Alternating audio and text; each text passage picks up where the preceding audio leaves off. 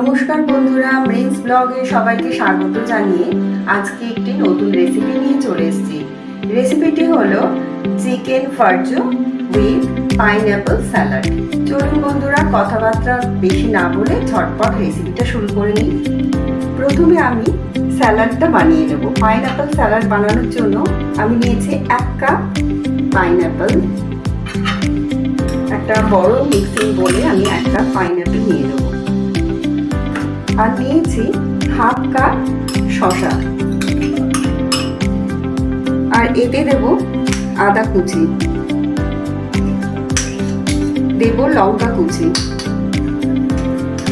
আর দেব পুদিনা পাতা কুচি করে রাখা, সামান্য গোলমরিচের গুঁড়ো, ভেজে রাখা জিরের গুঁড়ো 1/2 চামচ, দেব চাট মশলা 1/2 চামচ, সামান্য পরিমাণে চিলি ফ্লেক্স, বিট নুন স্বাদ অনুসারে। টক মিষ্টি বাড়ানোর জন্য আমি এখানে মধু ব্যবহার করেছি, আপনারা চাইলে এতে চিনির গুঁড়ো ব্যবহার করতে পারেন।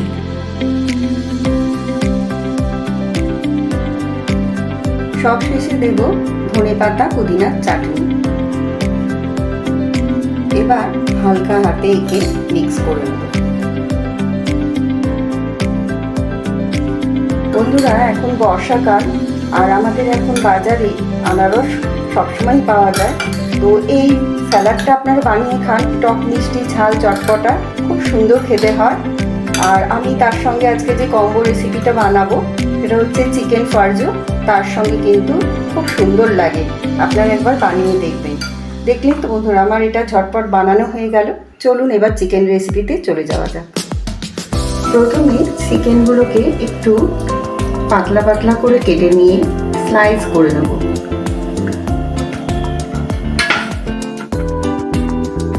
আমি এরকম ভাবে কাটছি, আপনারা চাইলে ছোট বড় পিস করে নিতে পারেন।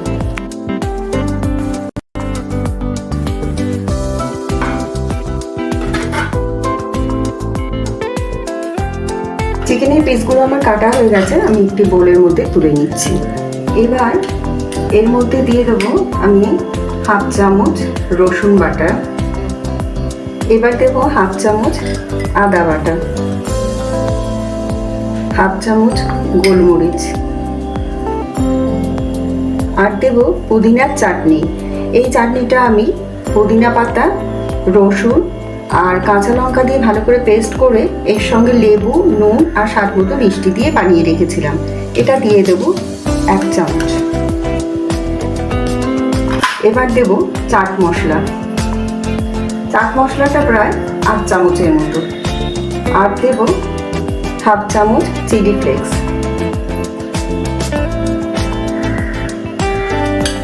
এবার দেব স্বাদ মতো নুন, সামান্য বিট নুন, এটা একটু স্বাদটা নতুনত্ব আনার জন্য। সব শেষে দিয়ে দেবো কেটে রাখা একটা লেবুর রস, এতে একটু চটপটি ভাব আসবে। সব কিছু আমি একসঙ্গে মাংসের সঙ্গে ভালো করে মাখিয়ে নেব।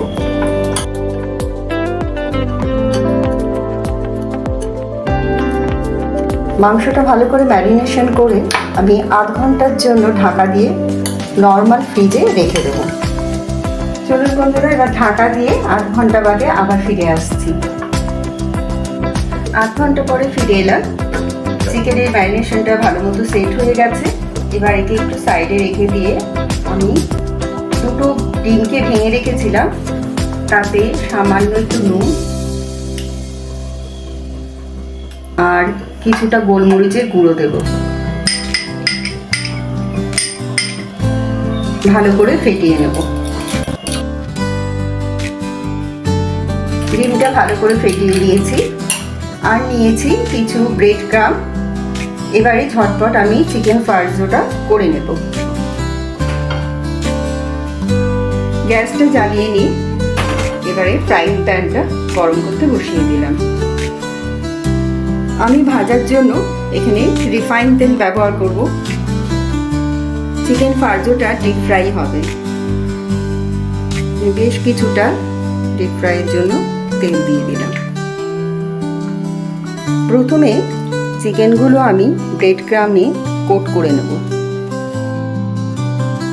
ব্রেড ক্রামে ভালো করে কোট করে নিয়ে ডিমের গোলায় ডুবিয়ে আমি ডিপ ফ্রাই করব। গ্যাসটা মিডিয়াম টু লোতে রেখে দেবো।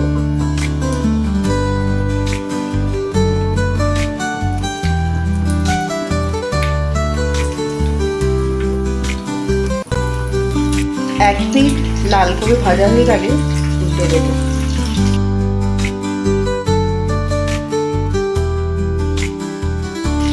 আমি এগুলোকে গোল্ডেন ব্রাউন করে ভেজে নেব।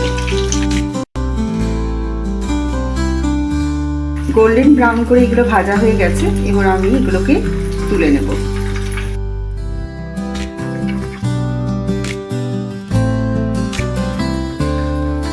এবার আর একটা ব্যাচ ভেজে নেব।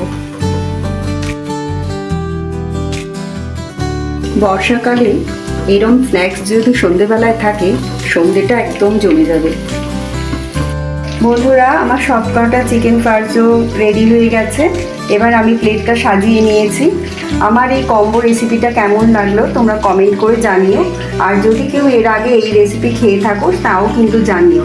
তাহলে আজকের মতো এখানেই, আবার দেখা হচ্ছে নতুন কোনো দিন নতুন কোনো রেসিপি নিয়ে।